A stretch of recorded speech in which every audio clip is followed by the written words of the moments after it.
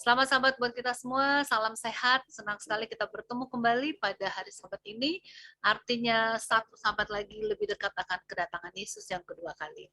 Saya percaya kita semua dalam keadaan baik-baik, dalam keadaan sehat, dan kita akan mulai acara PGSSI ini dengan narasumber Pendeta Dr. Jonathan Kuntaraf. Ya.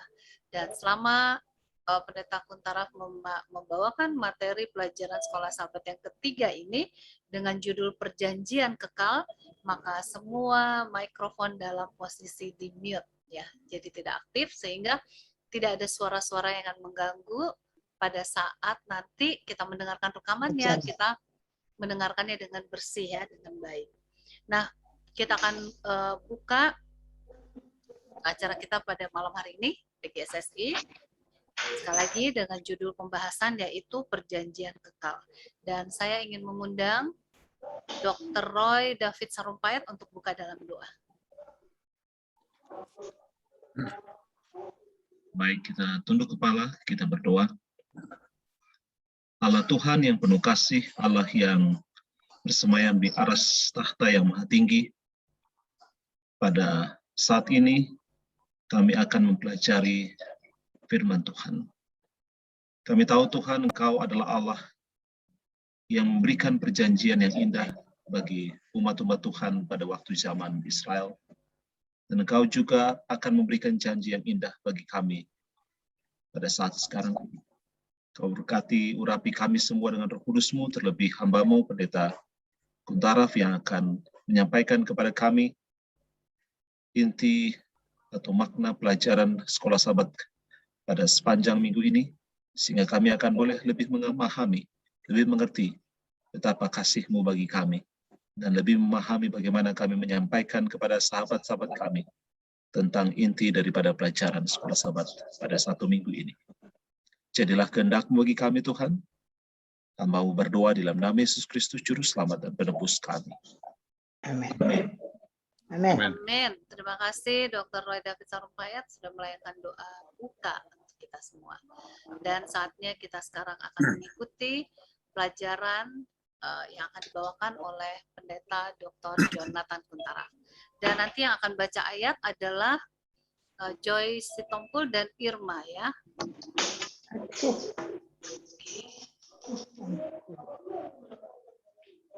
Baik, shalom saudara-saudara sekalian di mana saya sudah berada. Selamat Hari Sabat Indonesia, ya. Dan kita akan belajar satu pelajaran yang sangat penting. Terima kasih atas doanya Dr. Sarumpayat, ya. Dan untuk Saudari Peggy Wawor yang selalu setia menjadi moderator. Oke. Jadi kita akan coba mulai share screen, ya, untuk pelajaran yang ketiga, yaitu sehubungan dengan buku ulangan. Kita akan bahas bersama adalah perjanjian kekal. Ya. Nah, perjanjian kekal. Kalau kita lihat untuk pendahuluan, kita bisa berikan 4 poin penting, ya, salah satu boleh, tetapi kita lihat ada 4 poin yang penting dalam pendahuluan. Yaitu perjanjian adalah struktur daripada buku ulangan. Oke. Kemudian mengerti tema daripada pelajaran, hubungan antara perjanjian dan Injil, mengapa pelajaran ini penting. Oke. Nah, sekarang kita coba lihat, kalau kita lihat tentang apa yang kita sebut sebagai struktur daripada buku ulangan, ya, berdasarkan struktur perjanjian orang zaman dahulu. Kemudian tujuan daripada teologi Musa adalah perjanjian Tuhan kepada umatnya. Dan kata perjanjian, ya, yang disebut berit, pertama digunakan secara universal, ya, dalam perjanjian Tuhan kepada Nuh, ya. Itu merupakan satu perjanjian daripada Tuhan, ya, yang diberikan pada Nuh secara pribadi, tetapi sebetulnya untuk seluruh bangsa. Oke. Sebab dan pertama kali dipakai untuk umat Tuhan yang khusus, yaitu di dalam Kejadian pasal 15. Ya. Kemudian dalam buku ulangan, perjanjian ditulis 27 kali, sampai disebutkan bahwa buku ulangan ini adalah sebagai buku perjanjian. Ya. Nah, oleh sebab itu adalah abadi, maksudnya everlasting, ya kekal, maka perjanjian itu disebut sebagai perjanjian yang kekal, ya, untuk buku Ulangan. Jadi tema daripada pelajaran ya adalah Tuhan sebagai sumber daripada kehidupan. Kemudian umat pilihan, kemudian umat yang kudus, ya, yang dapat berlaku untuk kita yang mengambil bahagian juga sebagai umat pilihan. Nah, hubungannya antara perjanjian dengan Injil, ya, perjanjian yang kekal berhubungan dengan Injil yang kekal. Ya. Kita coba lihat itu, kita sebutkan tentang perjanjian kekal seperti yang tertulis di dalam buku Kejadian 15 itu, tetapi juga kita ingat kepada pekabaran tingkat ya, di dalam Wahyu pasal 14 ya, yang menyebutkan tentang Injil yang kekal. Jadi sama-sama kekal. Dan jadi itu adalah perjanjian dan Injil yang sama-sama kekal mempunyai hubungan. Kenapa? Sebab esensi daripada Injil adalah perjanjian. Esensi daripada perjanjian adalah Injil. Dan orang Kristen memasuki perjanjian dengan Tuhan. Jadi kalau kita ya menerima Injil, artinya kita memasuki perjanjian dengan Tuhan. Ya. Jadi Tuhan memberikan kabar baik kepada kita. Ya, inilah perjanjian, inilah anakku, mati untukmu. Jadi kita menerima perjanjian ini, maka kita memasuki perjanjian dengan Tuhan. Ya. Dan bagian kita menerima dengan iman, ya, Yesus sebagai juru selamat. Di samping itu engkau harus menurut kepada hukumku. Jadi ini kita lihat hubungan antara perjanjian dengan Injil demikian erat. Kemudian masih tetap tentang hubungan ini, ya, Injil Tuhan memberikan kasih karunia-Nya untuk umat yang tidak layak, ya. Dan reaksi kita adalah beriman dan mengasihi Dia kembali dengan segenap jiwa, hati, dan pikiran kita. Tanda dari penerimaan kita adalah apa? Yaitu turut akan hukumnya. Ya, ini adalah merupakan satu transaksi perjanjian, ya, yang telah diberikan pada orang Israel supaya mereka bisa menurut, supaya mereka bisa hidup. Ya. Jadi bukan berarti bahwa selamat oleh sebab penurutan. Ya. Penurutan adalah oleh sebab reaksi kita kepada kasih Tuhan yang begitu besar. Jadi perjanjian dan Injil itu kalau begitu berjalan bersama-sama. Dan pusat dari perjanjian adalah Injil. Keselamatan hanya dengan iman saja. Ya. Ingat, Abraham juga memasuki akan perjanjiannya dengan iman. Baik, mengapa pelajaran ini penting? Sebab kita belajar bagaimana bahwa Tuhan adalah kehidupan yang merindukan keselamatan manusia. Dari masa ke masa, dari zaman tempo dulu sampai sekarang, tetap Tuhan itu yang merindukan akan keselamatan manusia. Kita belajar bagaimana Tuhan merencanakan keselamatan umat manusia. Jadi itu direncanakan luar biasa. Satu gagal, Tuhan teruskan perbarui akan perjanjian. Bukan Tuhan yang gagal, tetapi manusia yang gagal. Kita belajar bagaimana kekudusan dibutuhkan bagi mereka yang mau jadi umat Tuhan. Oke. Nah, sekarang apakah yang dapat dipercaya daripada ayat hafalan? Siapa yang baca? Ya. Joy dan Irma. Joy, silakan. Kalau Irma belum ada, nanti saya gantikan. Kejadian 17 ayat 7. Oh, suaranya kecil, Joy. Oke. Sekarang kedengaran? Ya, oke. Oke. Kejadian 17 ayat 7. Aku akan mengadakan perjanjian antara aku dan engkau, serta keturunanmu turun-temurun menjadi perjanjian yang kekal, supaya aku menjadi Allahmu dan Allah keturunanmu. Oke, jadi apa yang kita bisa pelajari ayat inti ini? Ya, buku Ulangan adalah buku perjanjian. Ya, perjanjian adalah inisiatif Tuhan dalam menolong manusia. Perjanjian Tuhan adalah kekal. Sebab apa? Tuhan tidak pernah berubah, namun manusia yang selalu berubah. Semua perjanjian harus diturut dengan iman. Kemudian mengambil Tuhan sebagai Allah menuntut penurutan kepada syarat daripada perjanjian. Ya, jadi syaratnya kalau kita mau menjadi umat perjanjian, maka kita harus menurut ya akan syarat perjanjian. Baik. Nah, kita akan coba bagi di dalam 3 bagian sesuai dengan tema tadi, tetapi dengan judul sebagai berikut, yaitu Allah perjanjian, umat perjanjian, dan bagian dari perjanjian. Ya, ini adalah berbicara tentang kita, ya, adalah bagian daripada perjanjian. Nah, sekarang kita coba lihat kepada beberapa pertanyaan di sini sehubungan dengan Tuhan adalah sebagai Tuhan perjanjian. Baik, buku Musa yang kelima ya disebut sebagai buku perjanjian. Ya, perjanjian yang mana yang dimaksudkan oleh Musa di sini? Ya, Ulangan 1-3. Ulangan 5 ayat 1-3. Musa memanggil seluruh orang Israel berkumpul dan berkata kepada mereka, "Dengarlah, hai orang Israel, ketetapan dan peraturan yang pada hari ini kuperdengarkan kepadamu, supaya kamu mempelajarinya dan melakukannya dengan setia. Tuhan Allah kita telah mengikat perjanjian dengan kita di Horeb. Bukan dengan nenek moyang kita Tuhan mengikat perjanjian itu, tetapi dengan kita yang ada di sini pada hari ini, kita semuanya yang masih hidup." Terima kasih. Nah, jadi di mana ini perjanjian ini dibuat ya, yaitu di Horeb. Apa ini Horeb? Ya, kita ingat itu adalah Horeb untuk Sinai ya. Jadi kalau begitu kita coba lihat kalau datang kepada pertanyaan berapa lama sebelumnya perjanjian itu diberikan, 40 tahun ya sejak diberikannya di Sinai ya. Atau untuk tepatnya misalnya 38 tahun ya sesudah peristiwa di Sinai, kemudian mereka sekarang berada di perbatasan tinggal menyeberang. Atau sekitar 600 tahun sejak diberikannya kepada Abraham. Abraham tentang perjanjian yang kekal ya tersebut. Nah, sekarang perjanjian di Sinai tersebut ya ini adalah satu pembacaan yang cukup panjang, yaitu Keluaran 19 ayat 1-8. Keluaran 19 ayat 1-8. Pada bulan ketiga setelah orang Israel keluar dari tanah Mesir, mereka tiba di padang gurun Sinai pada hari itu juga. Setelah mereka berangkat dari Rafidim, tibalah mereka di padang gurun Sinai, lalu mereka berkemah di padang gurun. Orang Israel berkemah di sana di depan gunung itu.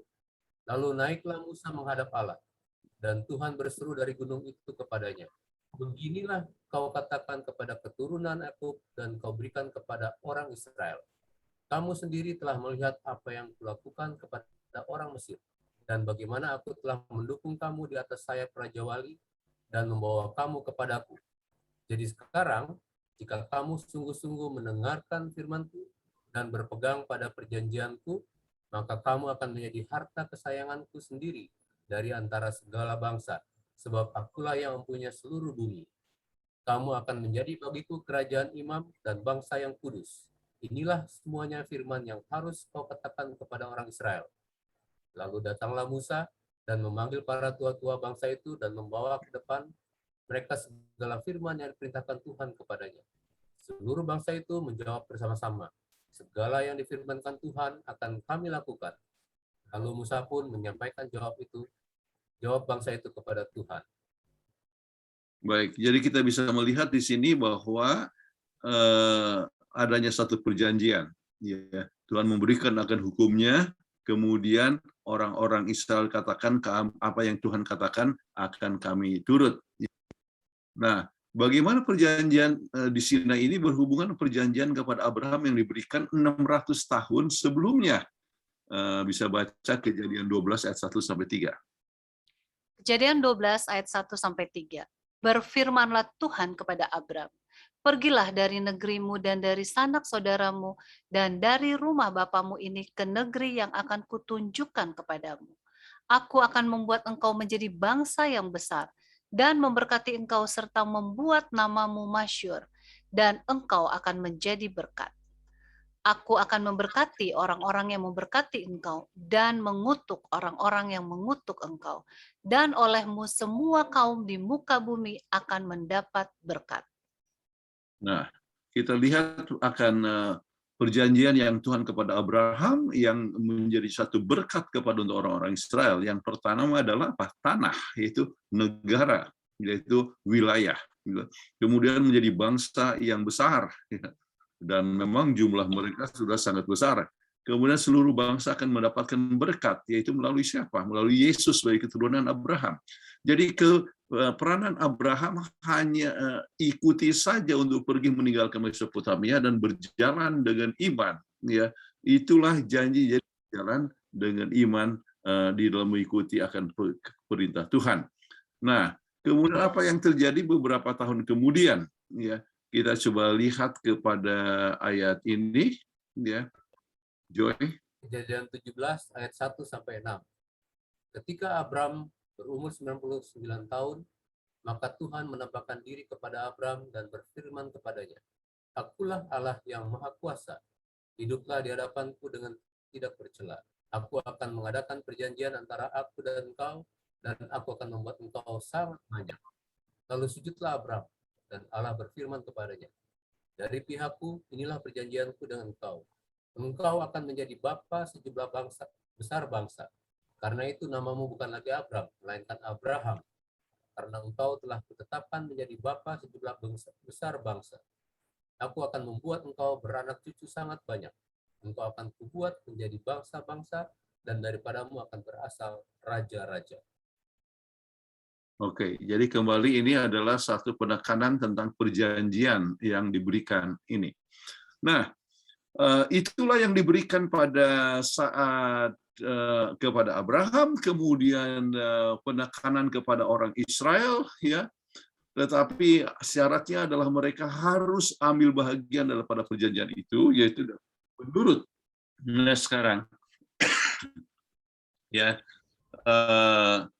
kita coba lihat kepada pertanyaan ini, ya. Ulangan 5 ayat 4-22 kalau kita baca, di sini 10 hukum itu diulangi, ya. Tetapi waktu mengulangi 10 hukum tidak persis sama seperti yang tertulis dalam Keluaran 20. Nah, pertanyaannya, apa perbedaannya dan apa yang menyebabkan Musa itu membuat demikian? Kenapa agak berbeda?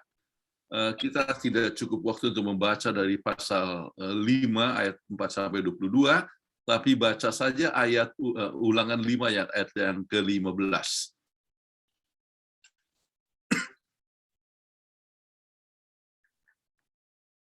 Dibaca ulangan 5 ayat yang ke-15 ya.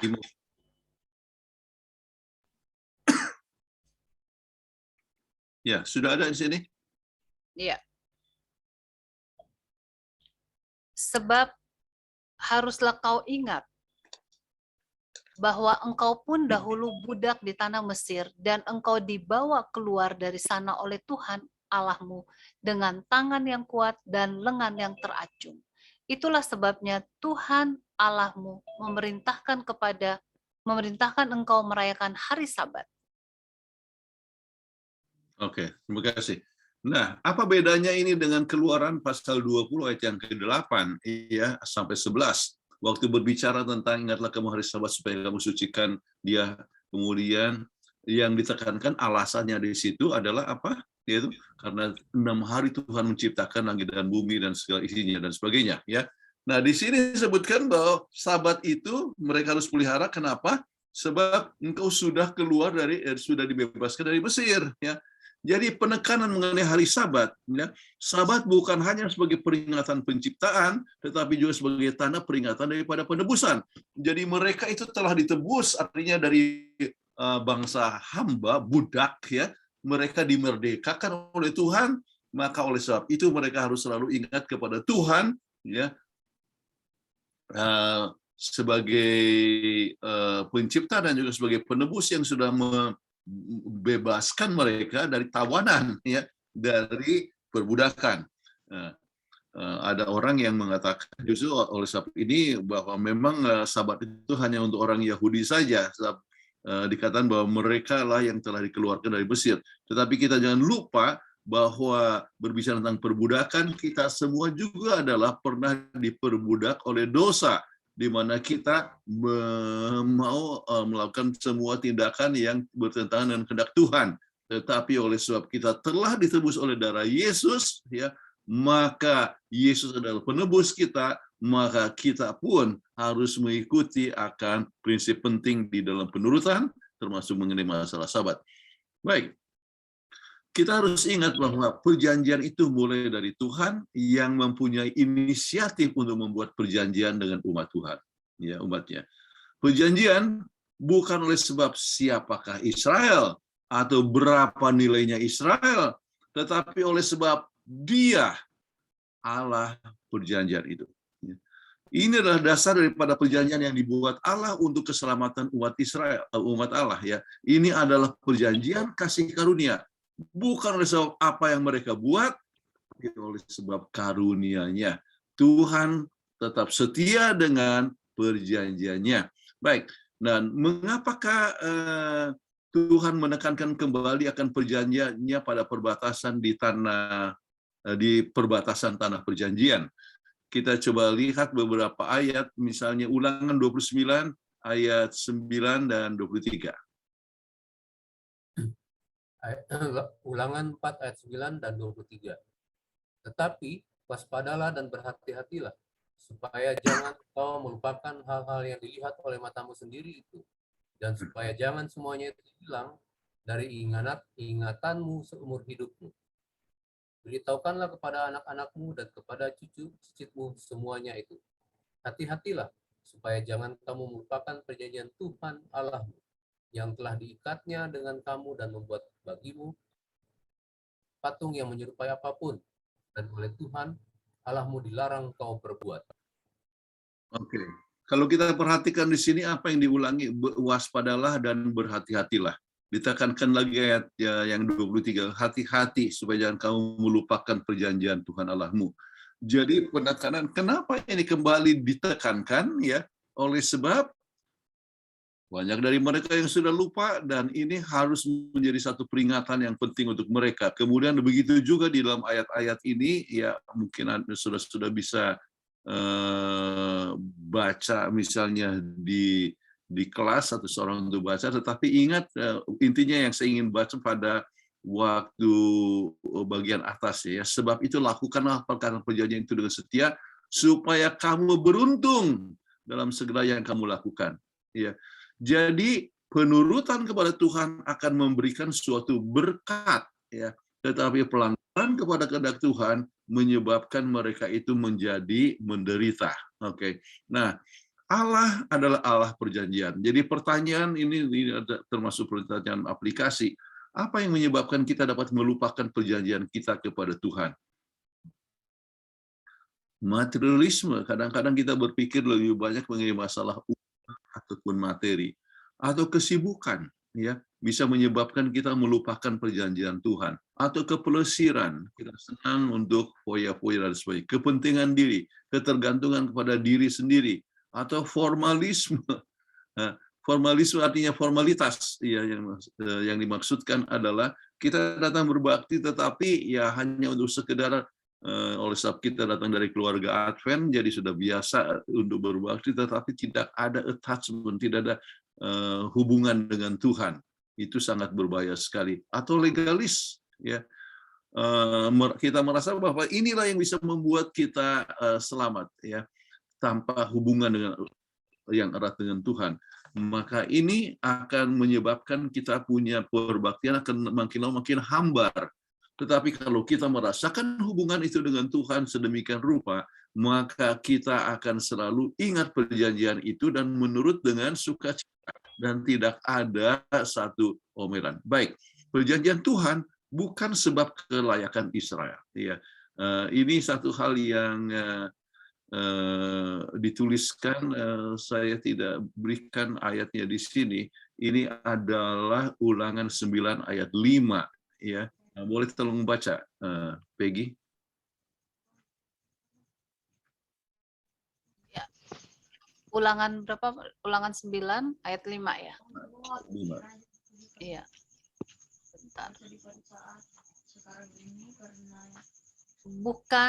Bukan karena jasa-jasamu atau karena kebenaran hatimu engkau masuk menduduki negeri mereka, tetapi karena kefasikan bangsa-bangsa itulah Tuhan Allahmu menghalau mereka dari hadapanmu, dan supaya Tuhan menepati janji yang diikrarkannya dengan sumpah kepada nenek moyangmu, yakni Abraham, Ishak, dan Yakub.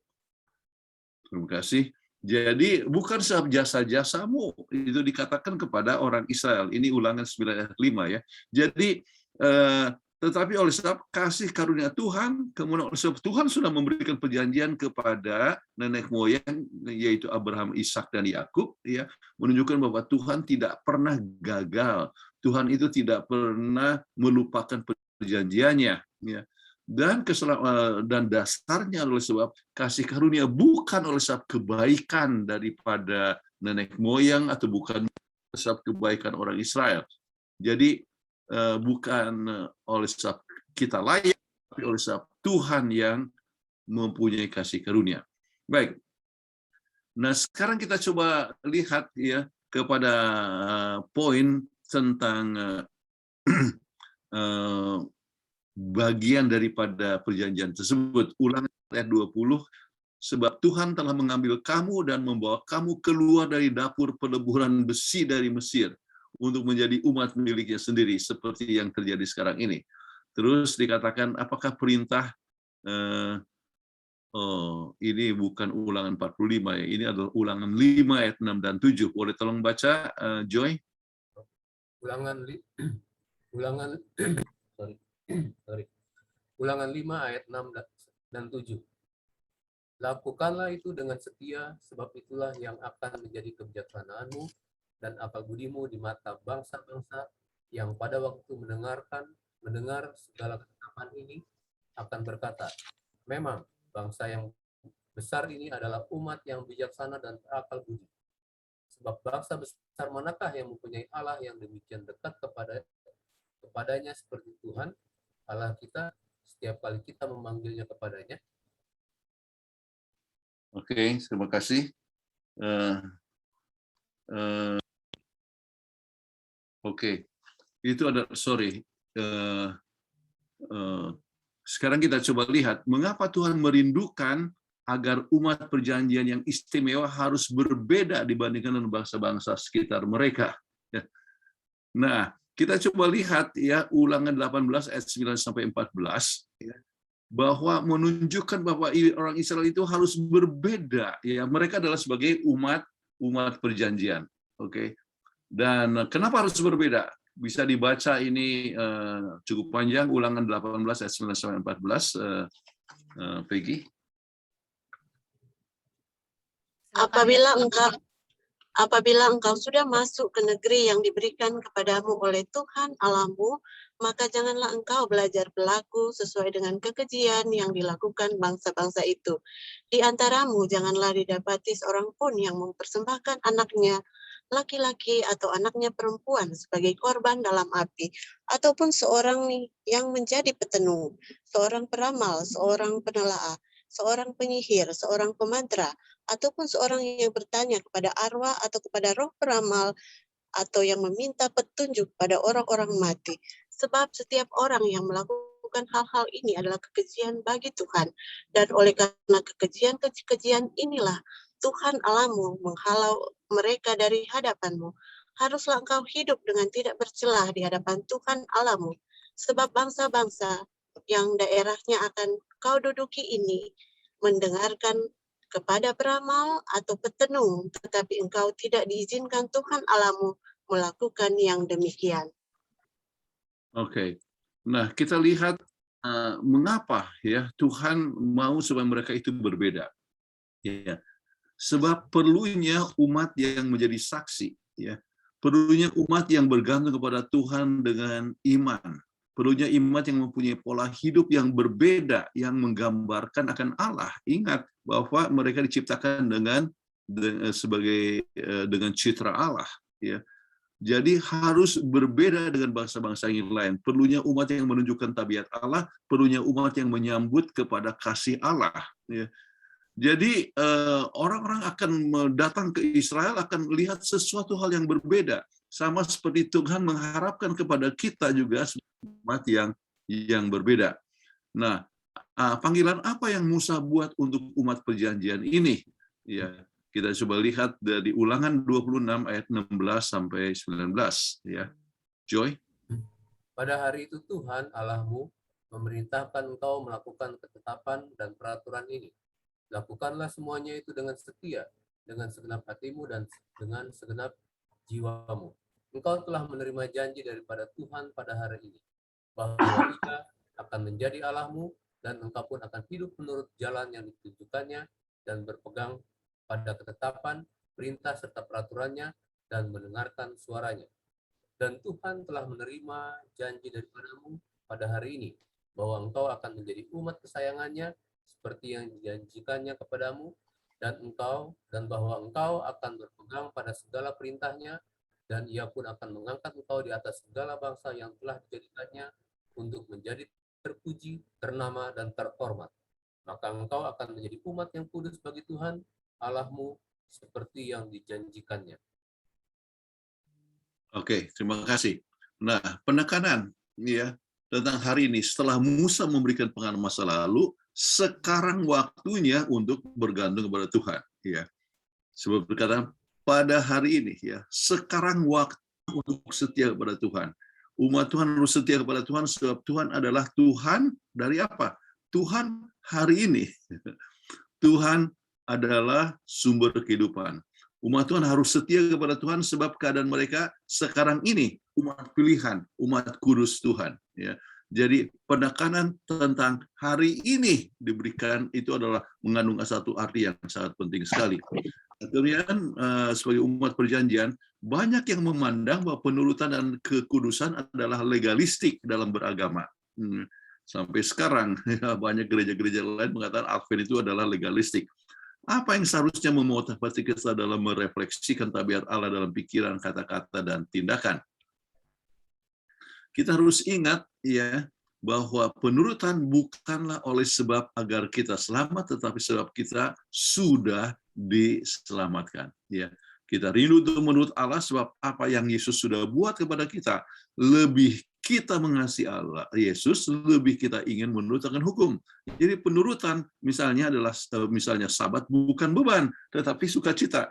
Nah, kalau Anda datang pada hari Sabat, bagaimana sikap Anda? Ya, aduh, Sabat lagi, nggak boleh ini, nggak boleh itu, atau Anda kata, aduh, saya senang sekali bersukacita kepada Tuhan. Artinya bersekutu dengan Tuhan. Ya, jadi banyak orang yang artinya merasa Sabat itu jadi satu beban, tetapi untuk saya secara pribadi, wah senang sekali ya. Kenapa? Bisa bersekutu dengan Tuhan, apalagi waktu bekerja dulu biasa sibuk dengan berbagai macam kegiatan ya.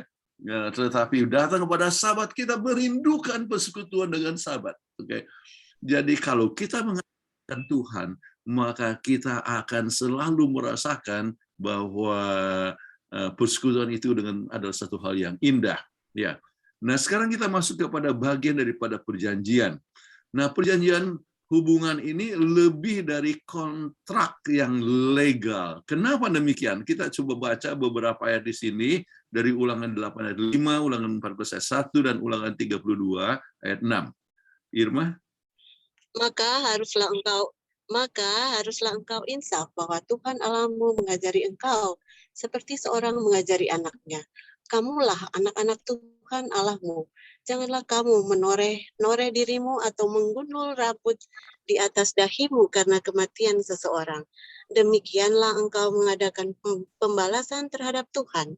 Hai bangsa yang bebal dan tidak bijaksana, bukankah Ia Bapamu yang mencipta engkau, yang menjadikan dan menegakkan engkau? Oke. Nah, apa yang kita bisa lihat dari sini? Lebih daripada kontrak yang legal. Kenapa? Ya, sebab Ia adalah seperti orang tua kita. Dikatakan mengajari engkau seperti seorang mengajari anaknya. Kita adalah anak Tuhan. Ya. Kemudian dikatakan kamulah anak-anak Tuhan Allahmu. Ya. Kemudian dikatakan bukankah Ia Bapamu yang menciptakan engkau? Jadi Tuhan itu adalah Bapa kita, jadi menunjukkan sesuatu hubungan yang erat. Jadi oleh sebab kita punya hubungan itu begitu erat dengan Tuhan seperti Bapa dan anak, maka kita akan boleh datang kepada Tuhan untuk menurut kepada Dia. Oke, menurut sebab Dia punya rencana yang indah untuk kita masing-masing. Oke. Nah, berikan penekanan Yesus saat Ia mengundang kita agar mendapatkan bagian dalam perjanjian keluarga Allah. Yohanes 20 ayat 17, kemudian Matius 28 ayat 10, dan Yohanes 14 ayat 23. Joy? Yohanes 20 ayat 17, kata Yesus kepadanya, janganlah engkau memegang aku, sebab aku belum pergi kepada Bapa, tetapi pergilah kepada saudara-saudaraku dan katakanlah kepada mereka, bahwa sekarang aku akan pergi kepada Bapakku dan Bapamu, kepada Allahku dan Allahmu. Matius 28 ayat 10, maka kata Yesus kepada mereka, jangan takut, pergi dan katakanlah kepada saudara-saudaraku, supaya mereka pergi ke Galilea, dan di sanalah mereka akan melihat aku. Yohanes 14 ayat 23, jawab Yesus, jika seorang mengasihi aku, ia akan menuruti firman-Ku, dan Bapakku akan mengasihi dia, dan kami akan datang kepadanya dan diam bersama-sama dengan dia. Nah, kita coba lihat apa yang ditekankan di sini, ya, yaitu aku belum beri kepada Bapa. Jadi hubungan dengan Allah itu adalah sebagai Bapa, ya. Kemudian pergi dan katakan saudara-saudaraku, artinya umat Tuhan, para rasul itu ya disebutkan sebagai saudara-saudaraku, ya. Kemudian jika mengasihi aku, ia menuruti firman-Ku, dan Bapakku akan mengasihi dia. Jadi hubungan Yesus dengan Allah Bapa, kemudian kita adalah sama-sama bersaudara satu sama lain. Satu hubungan, jadi perjanjian keluarga Allah. Ya, jadi ini adalah satu relationship, family relationship yang perlu kita ingat. Jadi kita berbeda daripada dunia dan kita adalah sama-sama bersaudara. Allah adalah Bapa kita. Satu hal yang sangat indah sekali. Ya. Nah, bagaimana Rasul menekankan perjanjian indah ini agar kita mendapatkan bagian dalam keluarga kerajaan Allah? Ya, 1 Petrus 2 ayat 9. Tetapi kamulah bangsa yang terpilih, imamat yang rajani, bangsa yang kudus, umat kepunyaan Allah sendiri, supaya kamu memberitakan perbuatan-perbuatan yang besar dari Dia, yang telah memanggil kamu keluar dari kegelapan kepada terang yang ajaib. 1 Yohanes 1 ayat 3 ayat 1 sampai 3, lihatlah betapa besarnya kasih yang dikaruniakan Bapa kepada kita, sehingga kita disebut anak-anak Allah. Dan memang kita adalah anak-anak Allah. Karena itu dunia tidak mengenal kita, sebab dunia tidak mengenal Dia. Saudara-saudaraku yang kekasih, sekarang kita adalah anak-anak Allah, tetapi belum nyata apa keadaan kita kelak. Akan tetapi kita tahu bahwa apabila Kristus menyatakan dirinya, kita akan menjadi sama seperti Dia, sebab kita akan melihat Dia dalam keadaannya yang sebenarnya. Setiap orang yang menaruh pengharapan itu kepadanya menyucikan diri sama seperti Dia yang adalah suci. Jadi kembali bahwa kita adalah sebagai umat Allah, kita adalah bagian daripada Allah, ya, dan dikatakan bahwa kita adalah satu bangsa kudus dan kita adalah umat pilihan, ya. Jadi dan kita adalah umat Tuhan yang panggil Allah kita sebagai Bapa kita, menunjukkan kekeluargaan kepada kita masing-masing. Jadi kita semua adalah bersaudara. Ya. Jadi beberapa poin yang sangat penting di sini, kita memandang kepada apa yang Tuhan telah buat, ya, memandang perjanjian dengan Tuhan melalui iman, ya. Kemudian menyadari pelanggaran mereka, kemudian dapat menyelamatkan diri hanya dengan bersandar kepada Yesus, ya. Jadi untuk menjadi umat Tuhan, ya, mendapat bagian daripada kerajaan Allah, ya, itu adalah bergantung bersandar kepada Tuhan, perlu mendengar dan mengajarkan supaya mereka bisa hidup, ya. Dan penyembahan berhala adalah penyebab mereka berpisah daripada Tuhan, sumber hidup. Sebab itu mereka diingatkan untuk berulang-ulang, ya, untuk masuk kepada penyembahan kepada berhala. Dan ini juga harus diingatkan kepada di akhir zaman, betapa sering kita juga jatuh kepada berbagai macam berhala. Mungkin saja berhala itu adalah masalah materi, mungkin juga masalah posisi, mungkin juga adalah masalah gelar, ataupun juga kepentingan diri pribadi. Kita harus berhati-hati. Sesuatu yang kita cintai lebih daripada Tuhan kita adalah menjadi berhala untuk kita masing-masing. Ya. Nah, jadi poin-poin yang sangat penting, ya, bahwa Tuhan membawa kita untuk jadi satu umat yang berbeda, ya. Satu umat pilihan, satu umat yang kudus, ya. Arti kudus, set apart, disisihkan atau berpisah atau berbeda, ya. Jadi dengan memanggilnya umat, ini dalam bahasa Ibrani hampir sama dengan bahasa Indonesia, ya, kadus, ya, kudus, kados, ya. Tuhan menghendaki umat yang suci dalam arti mempunyai hubungan dengan Dia. Jadi kalau kita berhubungan dengan Tuhan, ya, maka itulah menunjukkan bahwa kita ini berbeda, ya, yang berhubungan dengan Tuhan, ya, dan menggunakan kata li Yahweh, ya, umat milik Tuhan adalah Tuhan, ya, sudah memilih Israel, ya. Jadi Tuhan kita adalah sebagai umatnya. Baik. Kita harus ingat bahwa Tuhan itu adalah Tuhan yang cemburuan. Kenapa disebut Tuhan yang cemburuan? Sebab Tuhan disebut Tuhan yang cemburuan sebab Dia mempunyai satu tanda yang unik, yaitu apa? Dia mencintai umatnya.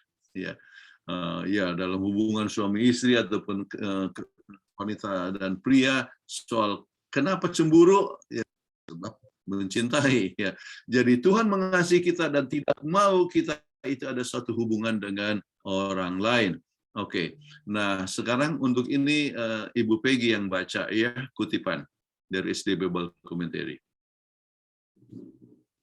Roh perbudakan ditimbulkan oleh berusaha untuk hidup sesuai dengan aturan hukum agama, melalui berjuang untuk memenuhi tuntutan hukum dengan kekuatan kita sendiri.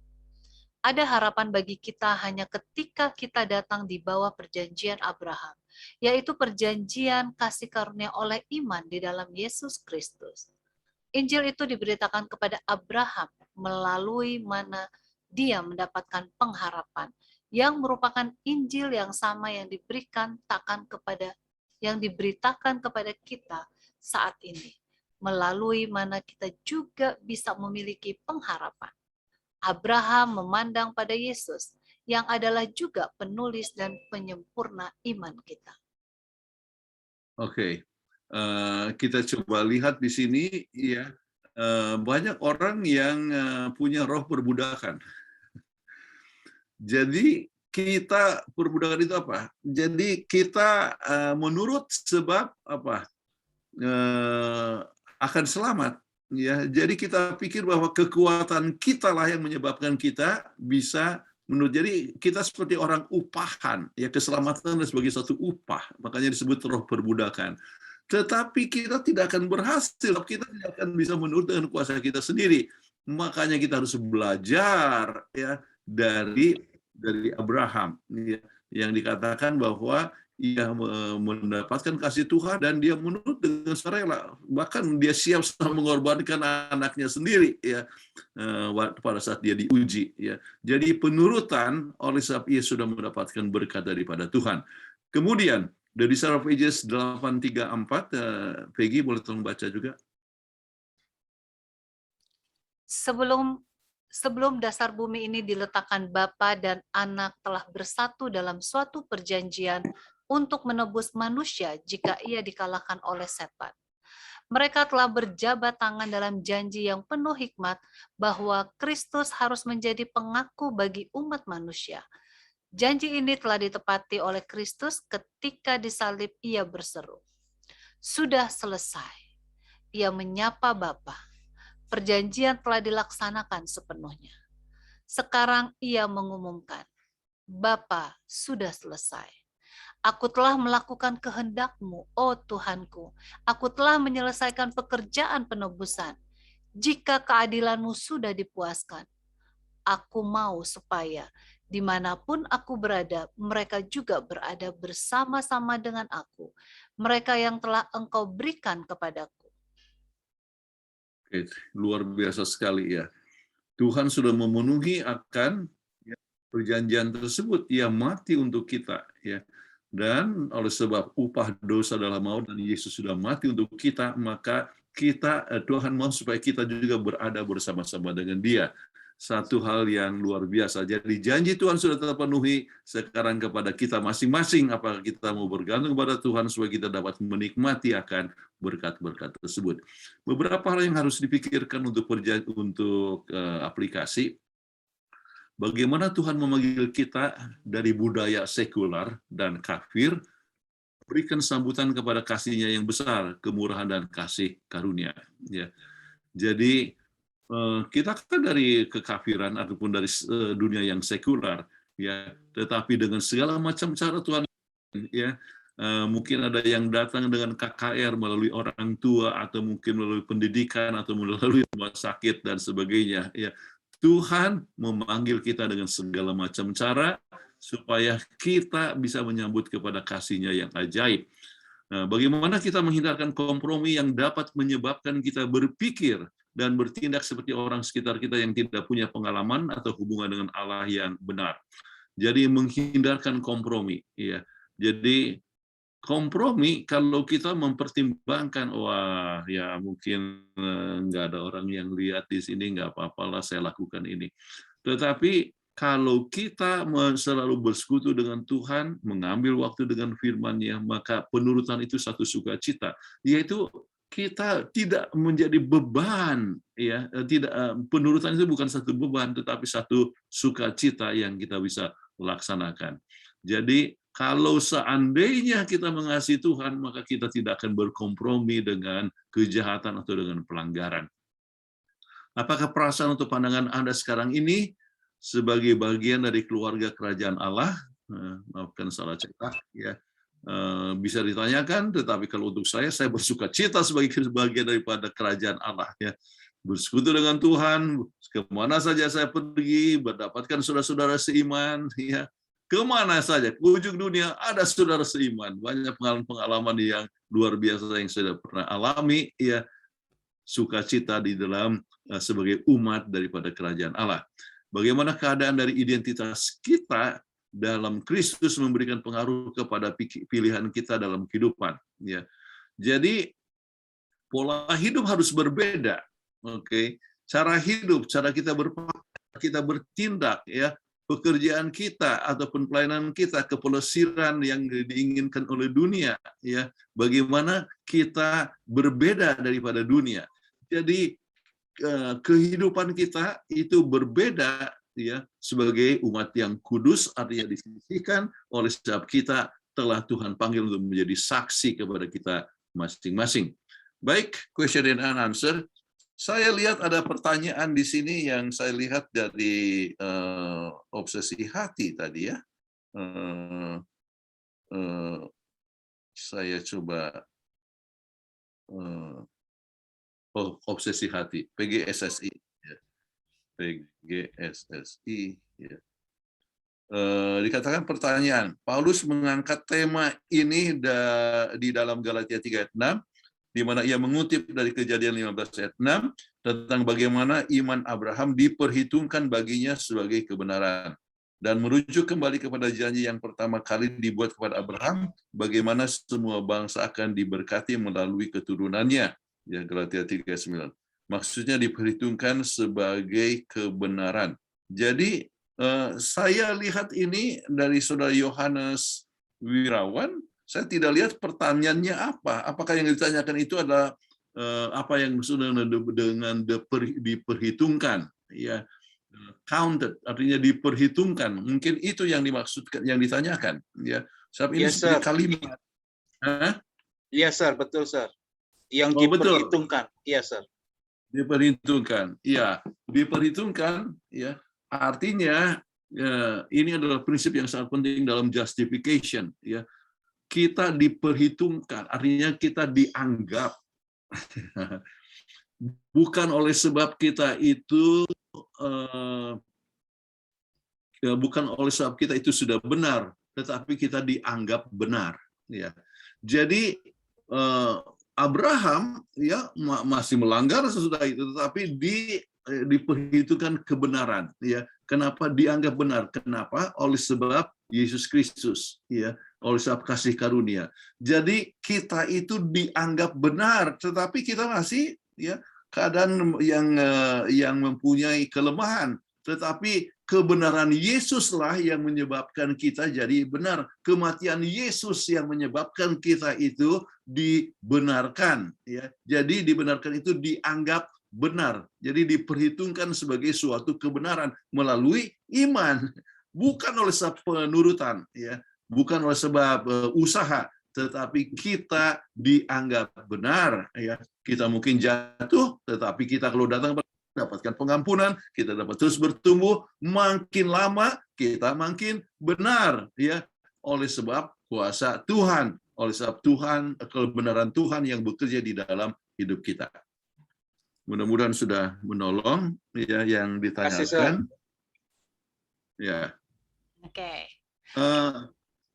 Saya ada lihat pertanyaan pribadi dari saudara Teddy. Apakah Teddy ada? Ada. Anda tanya mengenai di mana menyebutkan Ellen G. White katakan bahwa kalau tidak ada penggantinya, kemudian buku-buku ini siap untuk menuntun kita dalam kerajaan surga, ya. Itu ditanyakan, ya. Nah, bukunya adalah ini, ya. Kalau disingkat dalam bahasa artinya tulisan-tulisan nubuat, BIO itu biografi Ellen G. White, maka banyak sekali itu diulangi di dalam hampir pasal yang terakhir, ya. Misalnya halaman 44 daripada 445 dan singkatan dari buku dari ini GCB 1913, ya. Kemudian DF itu namanya dokumen file, ya.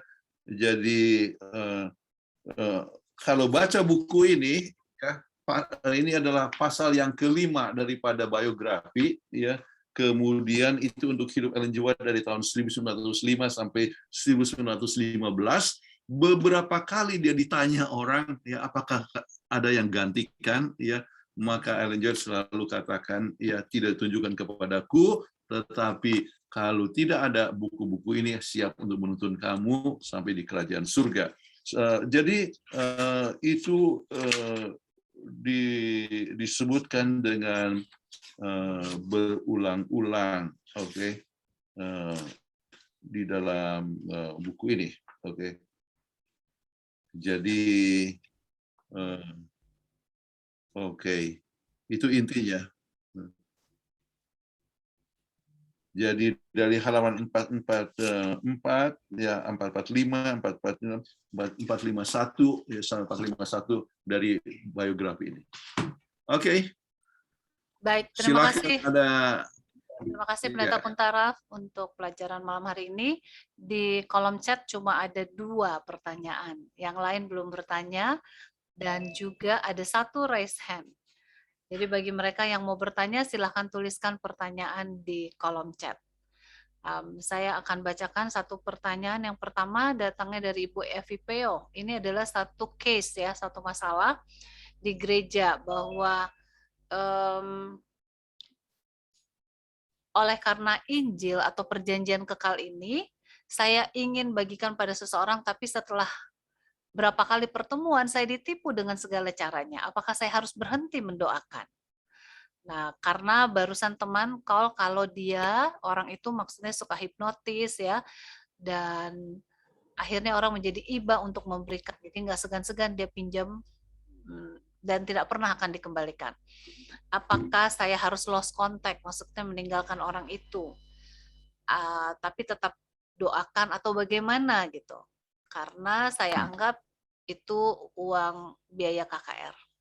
Tapi setelah teman saya selidiki, orang ini memang suka tipu sana sini. Jadi bingung katanya. Bagaimana menghadapi orang yang seperti ini? Kita mau menginjil, tapi ternyata dia mau memanfaatkan untuk menipu, pinjam-pinjam gitu.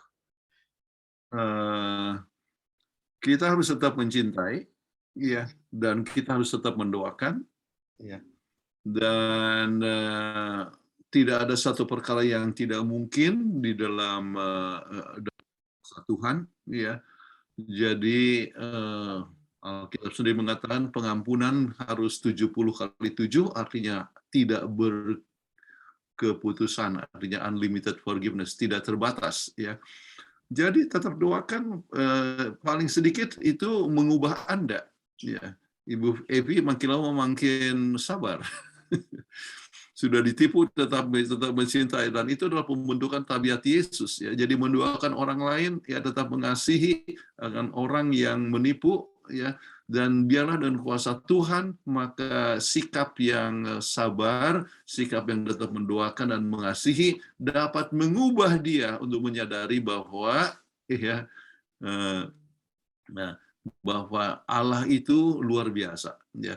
Jadi sekali-sekali katakan sama dia, ya saya tahu Bapak Anda sudah ini ya, sudah artinya mengambil uang saya dan sebagainya, tetapi kami mengasihi Anda ya sebagai sebab Tuhan bekerja, dan saya mau Tuhan juga akan bekerja dalam hidup Anda ya. Berikanlah ya sambutan kepada kasih-Nya yang ajaib. Dan saya tahu ada orang-orang yang biasa menganiaya, tetapi oleh kuasa Tuhan sampai orang itu bisa bertobat ya. Kalau Paulus penganiaya ya bisa berubah, maka orang ini pun bisa berubah dengan kuasa Tuhan. Dia mau memberikan sambutan kepada kuasa Tuhan. Iya, baiklah, terima kasih Pendeta. Ada pertanyaan dari Bapak Gunawan Cahyadi. Pastor, apa beda Horeb dan Sinai? Apa pula artinya buat hidup kita sekarang ini di abad modern?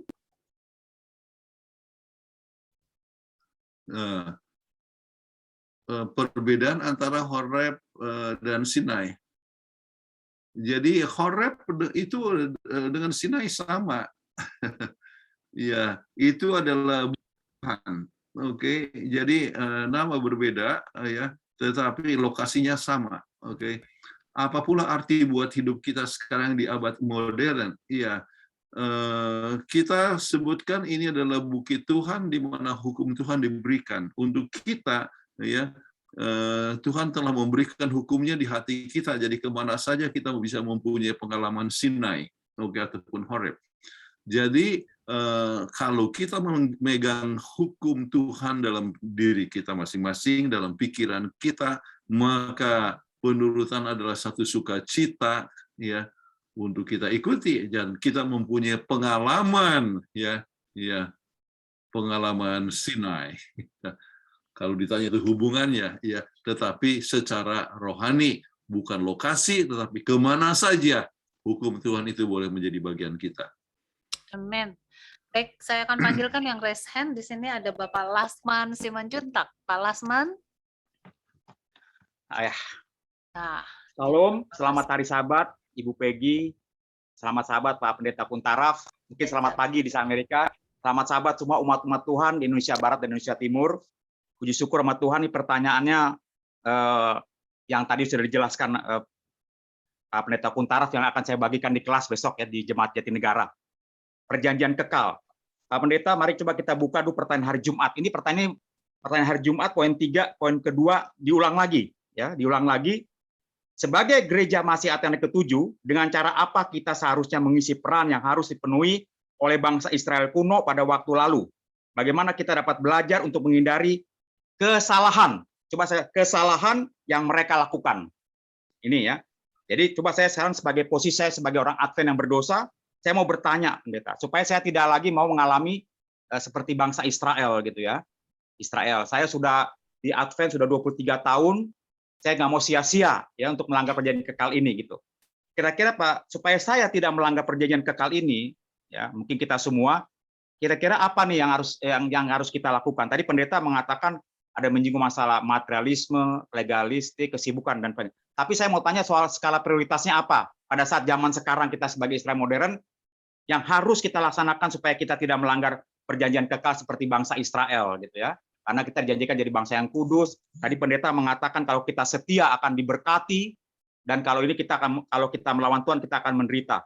Kemudian Pendeta, saya belum klasifikasi dosa. Nah ini perjanjian kekal tadi, Pak Pendeta selalu mengulang-ulangi sebenarnya klasifikasi dosa bangsa Israel. Kita Tuhan apa yang sebenarnya dilanggar oleh bangsa Israel? Yang mungkin sekarang pun jangan kita lakukan gitu ya. Tadi Pendeta menyinggung masalah penyembahan berhala, lembu emas ya. Apakah penyembahan berhala? Apakah persungutan termasuk dosa? Ada 13 persungutan yang sangat hebat yang dilakukan bangsa Israel kepada Tuhan. Atau juga dikatakan dosa juga mencobai Allah, bilangan 14:22, mencobai Allah berulang-ulang. Nah, kira-kira yang mana nih Pak Pendeta supaya kita belajar untuk menghindari kesalahannya? Kalau sudah kita udah melihat, kita beruntung, bersyukur, kita sudah dibelajari bahasa Israel kesalahan seperti ini. Tentunya kita tidak lagi melakukan lagi dengan pertolongan Tuhan, pertolongan Roh Kudus. Terima kasih Pak Pendeta Kuntaraf. Terima kasih Pak Lasman. Silakan Pak Pendeta Kuntaraf. Terima kasih Bapak Lasman Simanjuntak. Baik, kita masing-masing mengetahui bahwa untuk setia kepada Tuhan, maka kita harus mengasihi Tuhan. Jadi, Anda mengasihi Ibu Simanjuntak, bukan? Jadi, supaya jangan sampai tergoda sama perempuan lain, bagaimana caranya? Ya. Caranya yang pertama, ya Anda betul-betul mencintai akan istri Anda. Jadi walaupun cinta, kemana saja Anda pergi, Anda akan selalu ingat dan akan tetap setia. Ya. Kemudian hal yang lain adalah selalu pergi sama-sama. Ya. Kan nggak mungkin Anda akan tertarik kepada wanita yang lain kalau selalu pergi sama-sama kan, sama istri, ya kemana saja Anda pergi. Demikianlah hubungan kita dengan Tuhan. Kalau kita membawa Tuhan kemana saja kita pergi, maka kita tidak akan pernah melanggar kehendak Tuhan. Jadi perjanjian dengan Tuhan itu bisa seperti perjanjian antara suami istri. Akan selalu setia, dan itu terjadi kalau kita mencintai, selalu mengasihi sama-sama, pergi bersama-sama, mengambil waktu bersama-sama, melakukan kegiatan bersama-sama, dan kita akan saling menguatkan satu sama lain. Ya. Jadi dengan bekerja bersama-sama dengan Tuhan, maka kita akan makin lama makin dikuatkan, jadi kita makin lama akan makin setia kepada Tuhan, dan tidak akan pernah kita melanggar perjanjian dengan Tuhan.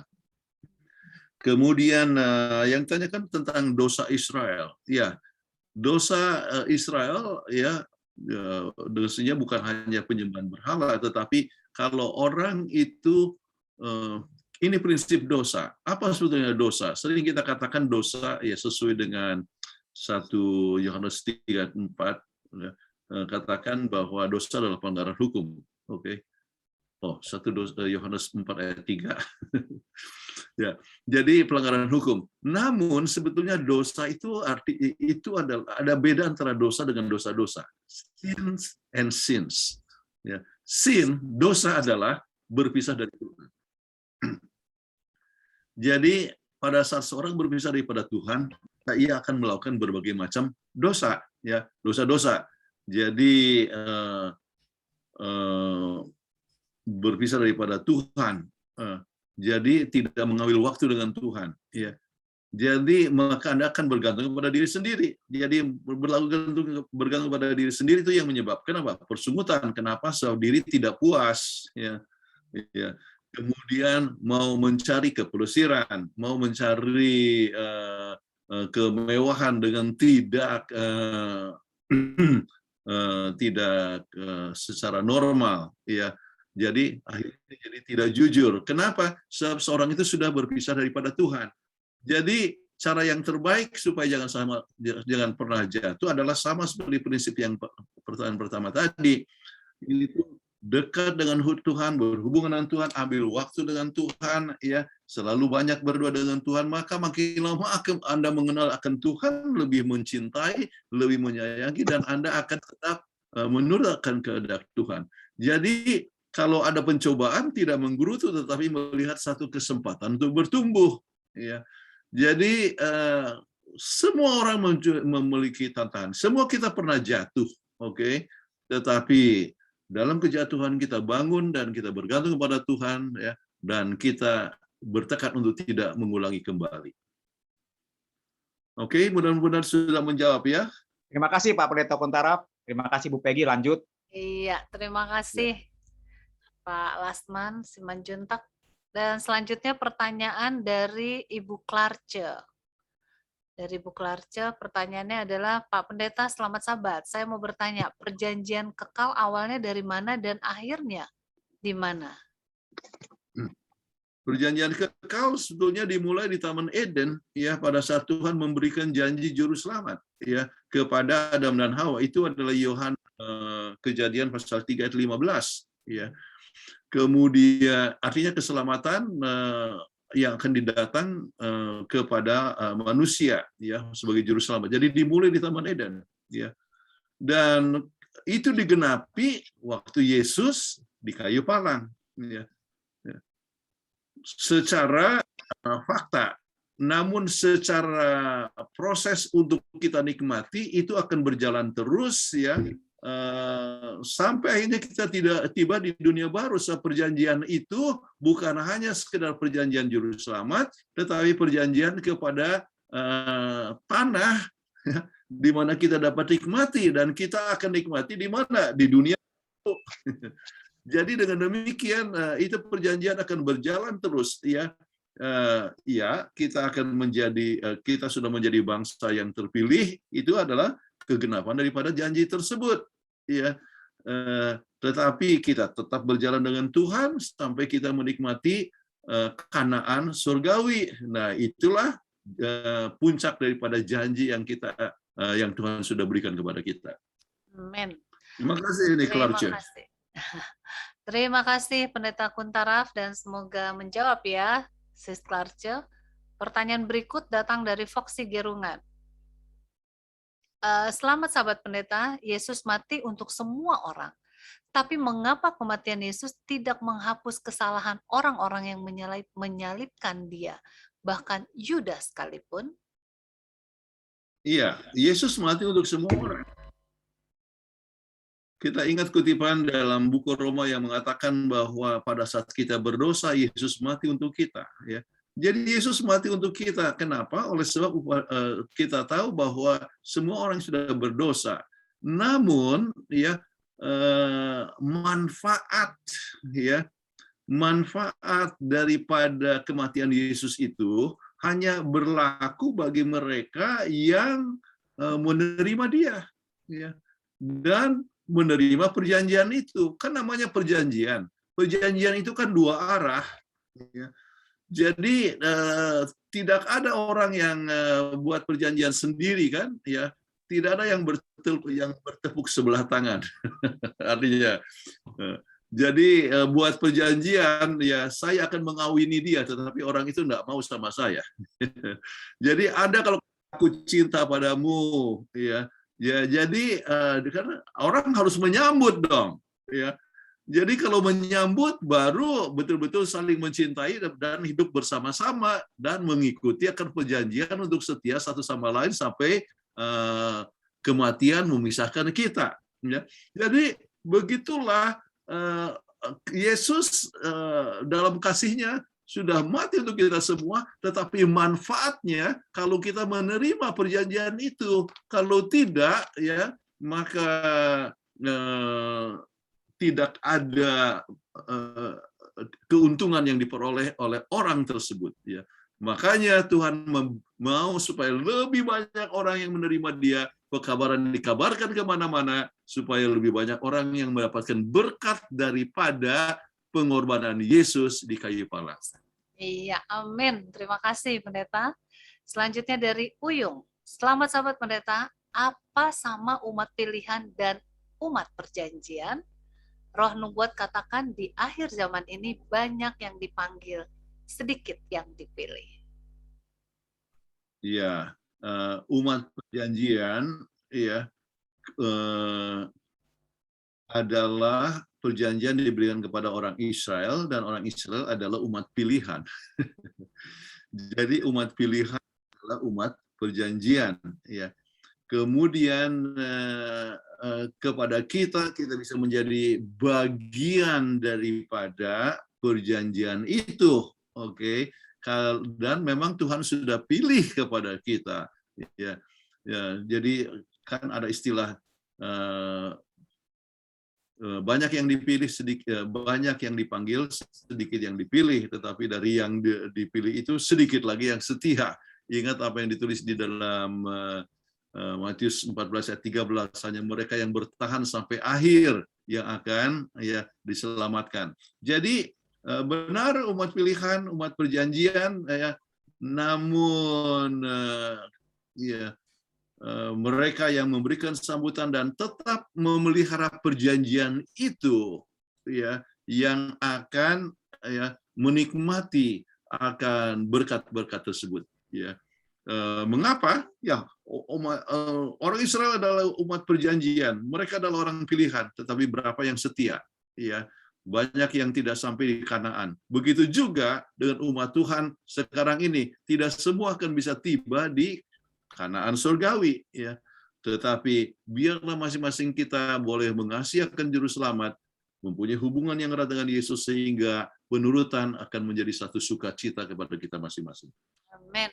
Terima kasih Pendeta Kuntaraf dan kiranya sudah menjawab ya.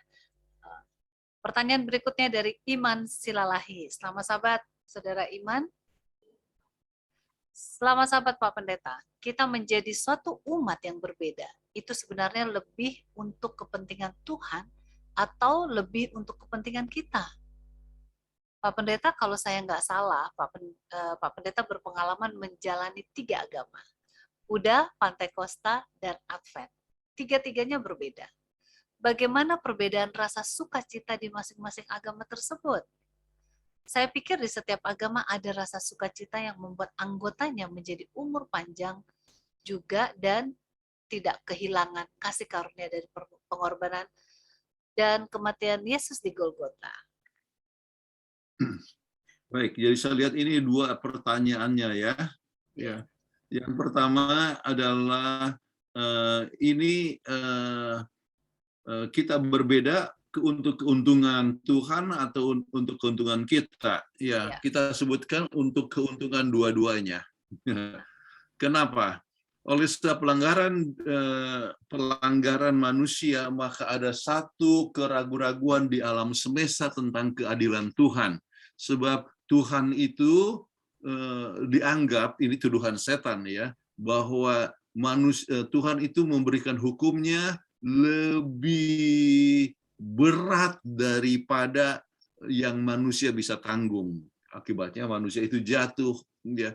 Jadi keraguan-raguan itu, makanya Tuhan coba memberikan itu, menunjukkan bahwa Tuhan cekap adil dan Ia memberikan kasih-Nya, ya, maksudnya Tuhan itu kasih dan juga adil. Kasih yaitu mengorbankan dirinya, ya, dan juga memberikan teladan kepada kita supaya kita menjadi berbeda, ya. Jadi kita sudah ditebus oleh Yesus Kristus, maka Yesus ya sebagai juru selamat kita menyebabkan kita mempunyai kuasa untuk menurut, dan penurutan manusia menjadi satu kesaksian kepada dunia, ya, bahwa ada umat yang menurut akan kehendak Tuhan, ya. Ada umat yang bisa bekerja sama dengan Tuhan sehingga boleh siap untuk dituai, ya. Jadi itu adalah untuk keuntungan Tuhan, tetapi apakah kita juga untung? Oh, untung juga, ya. Kenapa? Ya, berbahagia punya Tuhan, ya. Kita merasakan rasa puas dan apa yang ada, kita bisa lebih sehat, bersekutu dengan Tuhan, memberikan sukacita, damai, dan kebahagiaan. Ya, jadi itu sukacita Tuhan juga oleh sebab kita punya sukacita. Ya, jadi kita merasakan keuntungan yang besar. Ya, jadi untuk kebaikan kita. Jadi orang yang melanggar kehendak Tuhan itu rugi sendiri sebab dia tidak bisa tidur. Kenapa? Pikir-pikir dosa, takut ketahuan, ya, dan sebagainya. Tetapi bersekutu dengan Tuhan menjadi satu berkat. Kita bisa tidur dengan nyenyak, ya, umur panjang dan sebagainya. Baik. Mudah-mudahan itu bisa menolong apa yang dimaksudkan yang pertama. Ya, bagus sekali ini muridku ini pertanyaannya bagus-bagus. Ya. Yang kedua adalah sukacita. Iya, nah sekarang soal sebetulnya 3 agama, maksudnya Buddha, ya, saya melalui bukunya Pantekosta, dari Buddha ke GKI Protestan, ya, dari Protestan ke Metodis, dari Metodis ke Pantekosta, baru akhirnya ke Advent. Lebih panjang jadi, lagi ya. Lebih panjang daftarnya. Kemudian bagaimana rasa sukacita? Ya, sukacita, nah, memang di Pantai Kosta saya sukacita sekali ya, mau nyanyi luar biasa sekali ya, gembira dan sebagainya, sebab menyebutkan merasakan kita punya dosa sudah diampuni.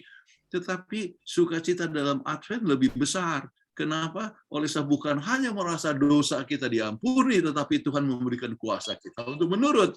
Ya, saudara-saudara, penurutan kepada Tuhan itu memberikan satu sukacita. Saya ambil contoh. Ya, saya satu waktu menjadi artinya saya pernah ceritakan waktu saya mulai memberikan pelajaran pertama masih SMA. Ya, memberikan pelajaran yang pertama. Ya, pulang dari mengajar itu jalan kaki dari Jalan Sunda pergi ke rumah saya Jalan Semar di Bandung, penuh dengan damai dan sukacita. Kenapa? Sudah mengajar, sudah menurut kehendak Tuhan.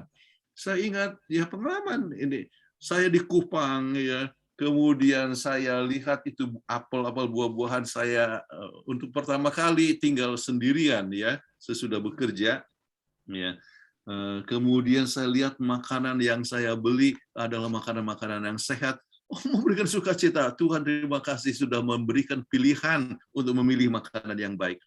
Jadi sukacita, kebahagiaan adalah satu perkara yang luar biasa. Jadi kalau bukan hanya Tuhan sudah ampuni dosa, tetapi Tuhan sudah memberikan kuasa untuk menurut. Ya. Dan penurutan ya adalah merupakan satu sukacita.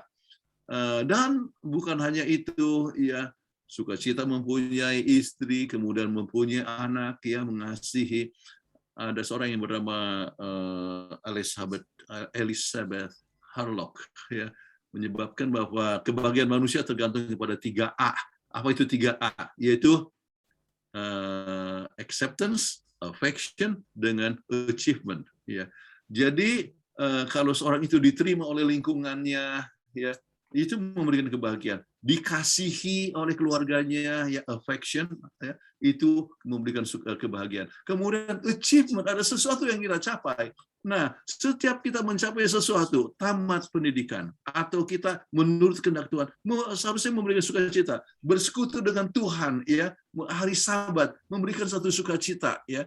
Jadi, selama kita bersekutu dengan Tuhan, memberikan sukacita yang luar biasa. Jadi, kembali mudah-mudahan saya tetap umur panjang ya saudara iman seperti yang dikatakan di sini ya, tetapi kita percaya bahwa pengorbanan Yesus ya memberikan kepada kita sukacita, tetapi Tuhan juga memberikan kuasa untuk menurut. Makanya kita harus terima Tuhan sebagai juru selamat ya, kita menerima Yesus sebagai juru selamat dan sebagai Tuhan, bukan hanya sebagai juru selamat. Kita harus terima Yesus sebagai Tuhan. Artinya apa Tuhan? Tuhan yang bertata di hati kita, ya. Tuhan yang memberikan kepada kita kuasa, ya, yang mengontrol hidup kita. Bukan hanya juru selamat yang mengampuni dosa masa lalu, tetapi yang menjadi Tuhan yang memberikan kuasa kepada kita untuk mengalahkan dosa. Ya. Semoga menjawab pertanyaan muridku. Iya. Ya. Karena hari Minggu lalu pertanyaannya tidak sempat dibacakan, jadi hari ini dibahas cukup panjang oleh pendeta. Semoga semoga puas ya Iman. Baik, saya tadi tidak terbaca, maafkan dengan Bapak John Parhusip, tidak terbaca yang atas. Pertanyaannya adalah, apakah Injil kepada Israel adalah kelepasan mereka dari Mesir? Apakah Injil kepada Israel adalah kelepasan mereka dari Mesir? Apakah 10 hukum atau perintah merupakan perjanjian bagi Israel? Itu semuanya itu campur baur, artinya kesemuanya ya. Sebab dikatakan kita lihat kepada 10 hukum ya, ayat yang kedua ya. Ya, inilah artinya firman Tuhan ya yang telah membebaskan kamu dari Israel, dari Mesir ya. Jadi yang menyebabkan 10 hukum itu diberikan dasarnya adalah apa? Kebebasan ya mereka dari perbudakan Mesir ya. Jadi itu adalah satu perjanjian dan itu adalah satu kabar baik ya. Kemudian bukan hanya itu saja, kita ingat bahwa hukum Tuhan itu di dalam perjanjian lama bukan hanya 10 hukum, tetapi juga berbagai macam hukum upacara.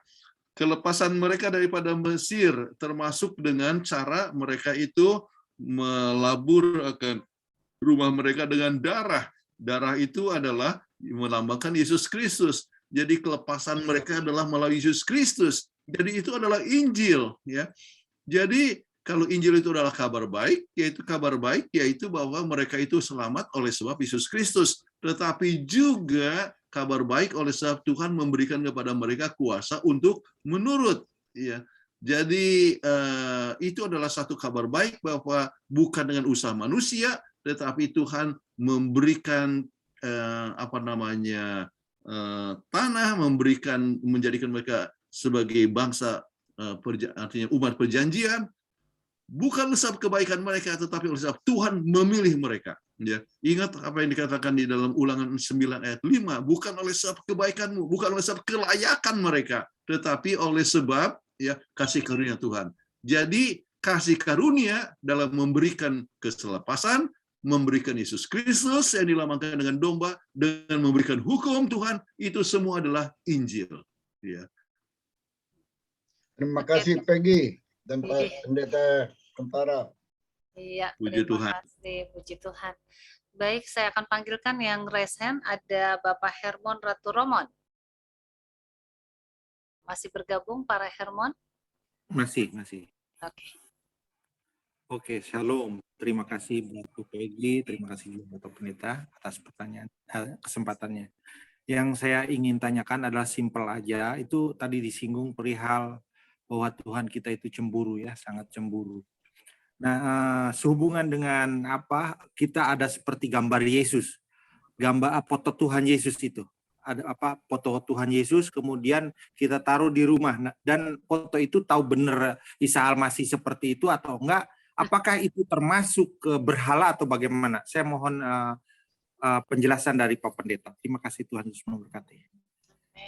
Umumnya penyembahan berhala adalah sesuatu perkara yang lebih mempunyai 3 dimensi, seperti misalnya patung, ya. Kemudian gambar juga bisa menjadi satu berhala kalau seorang itu sampai menyembahkan, ya, akan kertas itu atau gambar itu, ya. Jadi penyembahan kepada apa yang dikatakan di dalam Alkitab, janganlah kamu membuat kemudian dari benda, ya, yang ada di, artinya di bumi atau di bawah bumi atau di mana saja, kemudian menyembahnya. Jadi jangan membuat dan menyembah. Jadi itu adalah berbicara tentang masalah patung-patung biasa disembah orang. Oke. Jadi kalau sebagai gambar, ya, dan itu hanya sebagai satu peringatan untuk mengingat, ya, akan Yesus Kristus. Saya tidak melihat itu satu perkara yang bermasalah, artinya sebagai satu daripada penyembahan kepada gambar, ya. Jadi tetapi kita sembahkan Yesus Kristus, ya, yang menjadikan langit dan bumi dan sebagai penebus kita. Oke, terima kasih. Semoga menjawab ya, Pak Hermon. Pertanyaan selanjutnya datang dari Bapak Maromon. Pak Maromon masih bersama-sama kita? Selamat sahabat Bu Peggy. Iya, selamat sahabat. Selamat Pendeta Kuntara. Iya, terima kasih. Ya. Selamat sahabat Pendeta Kuntara. Berdosakah kalau saya membanggakan seseorang pendeta? Nah, seseorangnya apa, seorang pendeta atau seseorang aja? Pendeta, seorang pendeta. Seorang pendeta, oke. Karena dia wakil Allah. Oke. Jadi ini kadang-kadang orang kan bisa punya satu idola, ya. Jadi kita bisa bangga kepada satu pendeta atau kepada anak kita, kita merasa bangga. Tetapi ke istilah bangga bukan berarti bahwa dia itu menyembahkan seseorang, ya. Jadi bukanlah, namun kembali tidak ada seorang yang sempurna, ya. Jadi mungkin mengidolakan seseorang itu artinya merasa bangga, ya, bangga. Namun ada bahayanya. Ya. Kenapa? Oleh sebab seorang itu tidak sempurna. Jadi kalau misalnya saya ambil contoh, ya, banyak sekali orang yang mengidolakan Desmond Ford. Ya. Kenapa dia adalah sebagai guru yang baik? Dia dari Avondale College, kemudian sebagai exchange professor pergi ke Pacific Union, Pacific Union College ini akhir 70-an, ya. Kemudian jadi orang merasa bangga sekali dengan dia. Artinya ini adalah dosen idola, ya, dosen idola mereka. Dan apa yang terjadi pada saat Desmond Ford tidak meyakini lagi tentang investigative judgment, ya, tentang doktrin Kabah, akhirnya dia terpaksa harus dipecat. Sebab itu adalah merupakan salah satu dasar daripada kepercayaan gereja Advent, ya. Maka lebih kurang sekitar 40 pendeta yang ikut dia, ya. Jadi ikut dan tinggalkan gereja. Dan bukan hanya itu, saya hanya sebutkan pendeta, ya. Tetapi ada banyak lagi yang umat yang ikut terpengaruh oleh sebab mengidolakan, ya, akan seseorang pendeta. Jadi idola dalam arti yang merasa bangga biasa, ya, tetapi sebagai manusia, ya. Itu boleh-boleh saja, ya, tetapi jangan sampai, ya, mengidolakan lebih daripada apa namanya. Jadi apa saja yang dia bilang percaya, ya. Jadi apa saja yang dikatakan itu sudah pasti benar. Jadi kalau itu bahaya, ya. Jadi Anda perlu mempunyai pertimbangan yang baik, ya, di dalam arti membanggakan seseorang. Jangan sampai membawa langkah Anda kepada perkara yang lebih yang menjadi jatuh. Yang paling penting adalah membanggakan Yesus. Idola kita haruslah Yesus Kristus, juru selamat kita yang menjadi sumber kehidupan, sumber penebusan, sumber kebahagiaan, sumber damai sejahtera. Ya. Amin. Terima kasih Pendeta. Semoga menjawab, ya.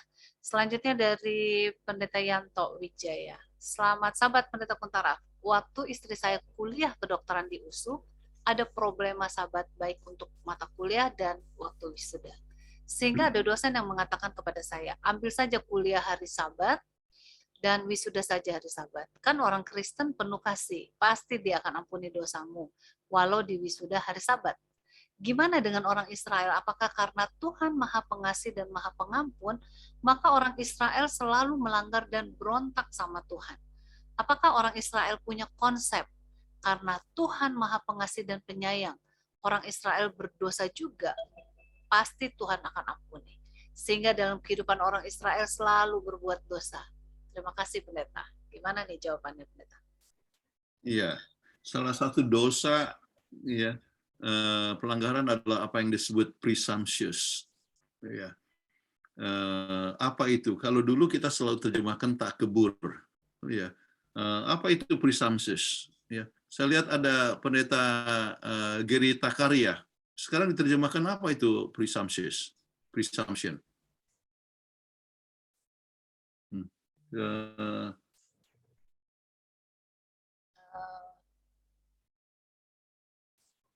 Ya, anggap saja takebur lah, ya.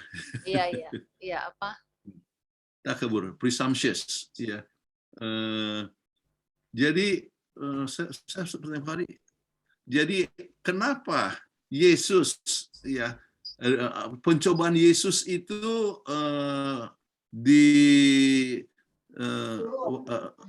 sesudah 40.000, sesudah 40 hari berpuasa. Ada orang yang praduga. Apa? Praduga. Iya. Iya, pernah diterjemahkan praduga, saya lihat dalam pelajaran sekolah Sabat. Kemudian kalau praduga itu sama dengan prasangka, ya. Prasangka. Tetapi ini enggak 100% benar, presumptuous, ya. Jadi begini aja, waktu Yesus dicobai, apa ya dalam hal Dosa yang Apa? disengaja. Dosa Apa? yang disengaja. Dosa yang disengaja, ya. Ya. Jadi presumptuous ini begini, ya. Waktu Yesus disuruh loncat dari puncak Ka'bah itu, Bait Allah, ya, bukankah malaikat Tuhan akan menyambut kamu, ya, menyambut kamu, ya, di bawah supaya kamu jangan celaka, ya. Nah, itulah dosa presumptuous, ya. Tuhan kan cinta kita, ya. Jadi Tuhan akan menyambut kita. Jadi kita loncat aja, ya. Jadi padahal kalau kita loncat ya bisa patah kaki atau patah leher, ya.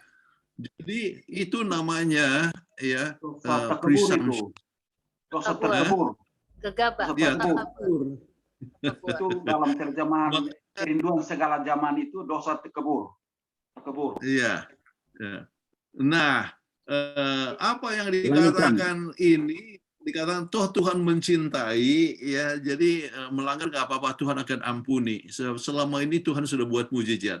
Jadi pertanyaan dikatakan oleh saudara, oleh pendeta Yanto Wijaya ini, ya adalah bahwa benar bahwa mereka bisa mempunyai pemikiran, ya, toh Tuhan mencintai, sudah pimpin selama ini, jadi tidak apa-apa, ya. Jadi mereka melakukan satu dosa dan itu adalah dosa takebur.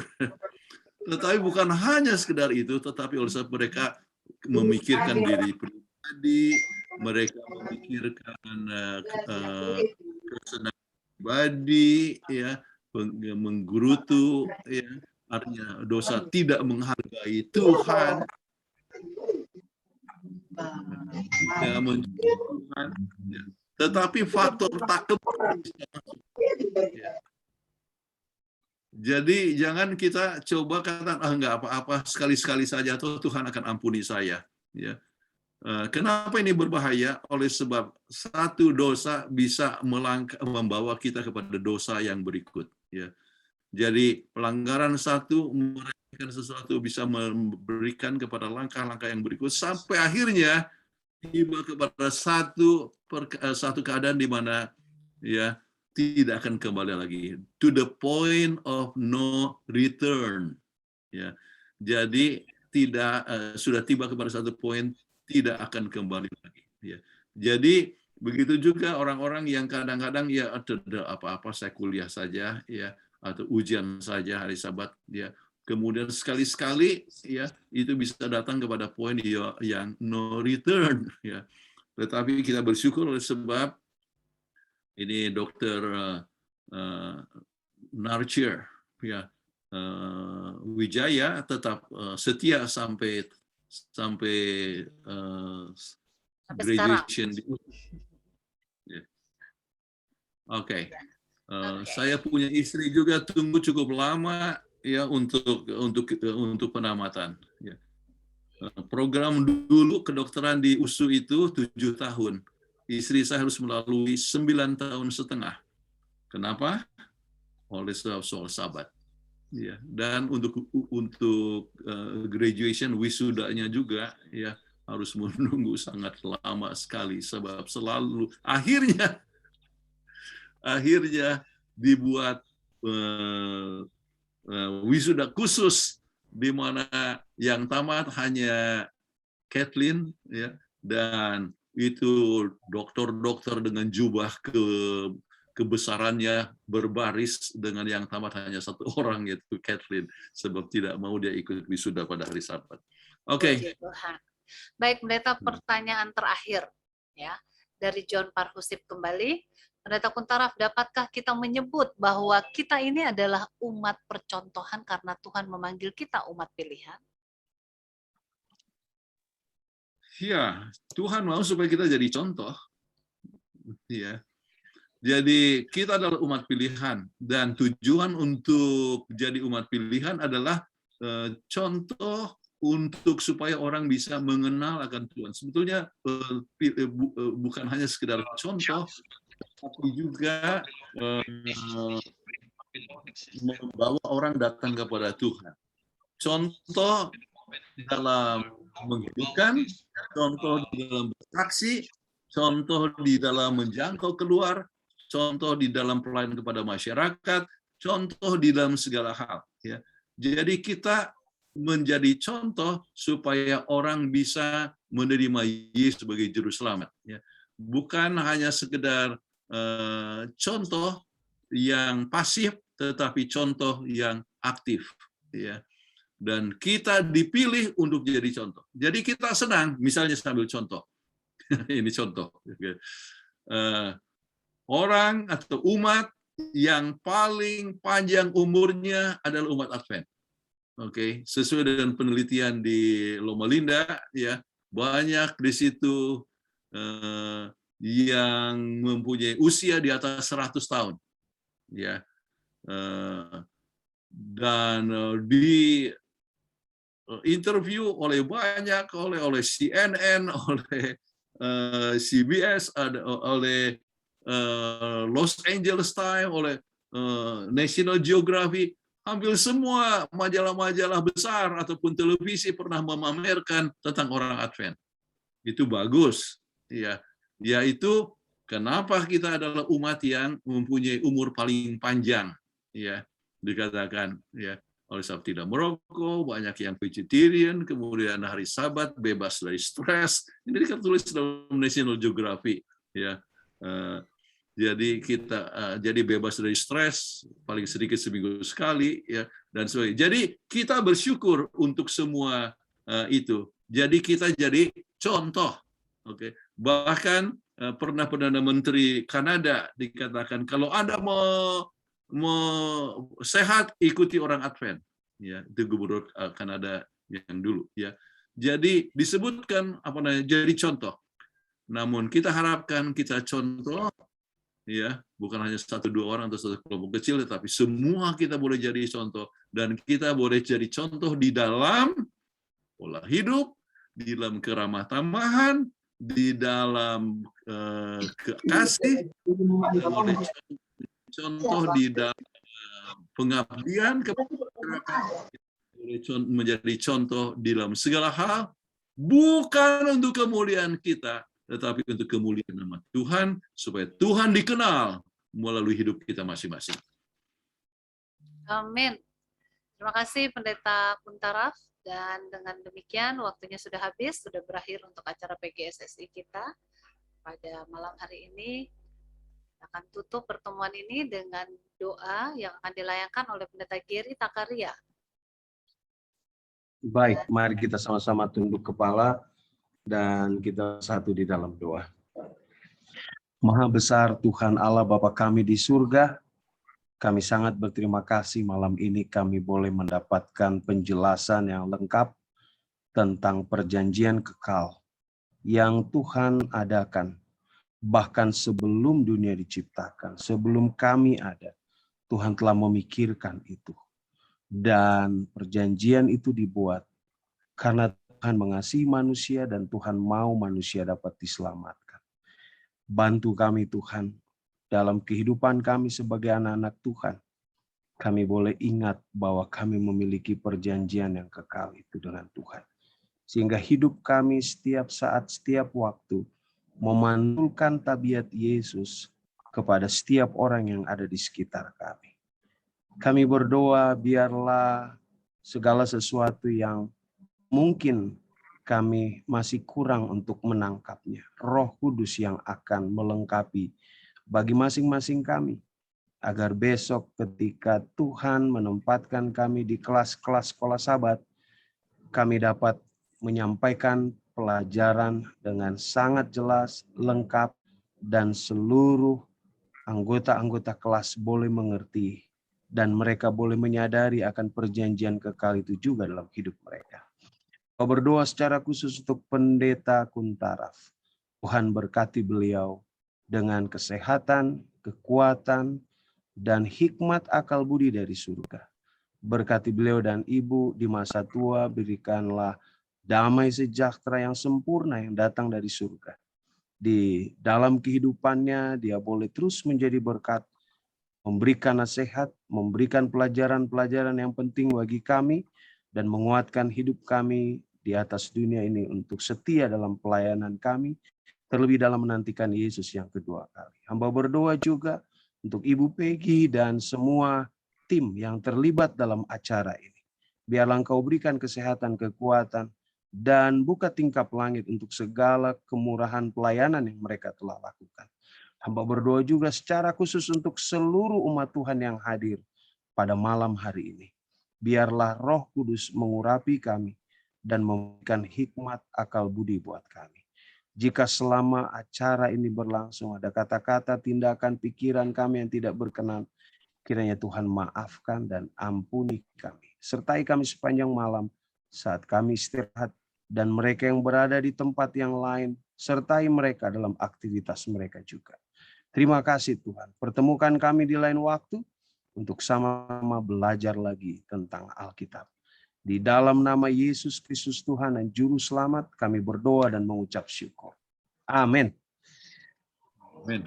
Amin. Terima kasih Pendeta Gary Takarya, dan kepada kita semua, saya ingin mengucapkan terima kasih kepada Dr. Roy David Sarumpayat untuk doa buka, kemudian doa tutup Pendeta Gary. Terima kasih juga untuk Joy dan Irma yang sudah membacakan ayat Alkitab, dan teristimewa untuk Pendeta Kuntaraf. Terima kasih.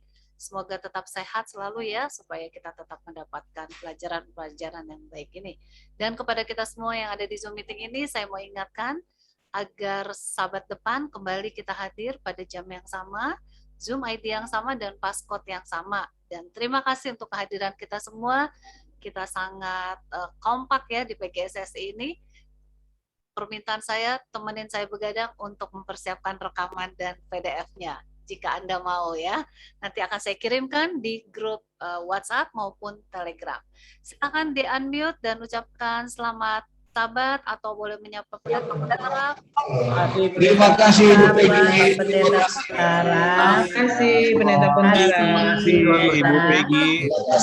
Pendeta Kuntaraf dan selamat Sabat Ibu Peggy. Terima kasih. Selamat Sabat. Terima kasih. Untuk pelajaran sekolah Sabatnya. Yesus memberkati. Selamat Sabat, Dr. Roy.